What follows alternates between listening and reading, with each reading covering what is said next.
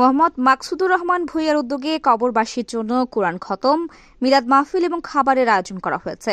মাকসুদুর রহমান ভূঁইয়া কুমিল্লা জেলার নাঙ্গলকোট উপজেলার আদ্রা আলাউদ্দিন ভূঁইয়া বাড়ির সন্তান।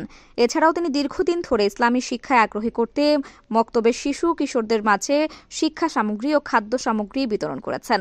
ভবিষ্যতে আরও ধর্মীয় কর্মকাণ্ড চালিয়ে যেতে পারেন, এজন্য সকলের কাছে দোয়া চান তিনি। সম্মানিত হাজিরিন, সম্মানিত উপস্থিতি, আজকে আমি খতমে কোরআনের আয়োজন করিয়েছি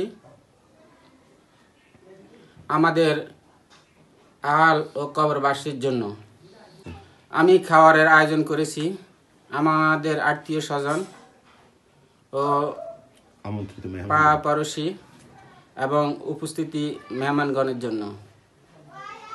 আপনারা আমাদের জন্য দোয়া করবেন, কবরবাসীর জন্য দোয়া করবেন। আমি খতমের আয়োজন করেছি শুধু দোয়ার জন্য, মানুষের ভালোবাসার জন্য।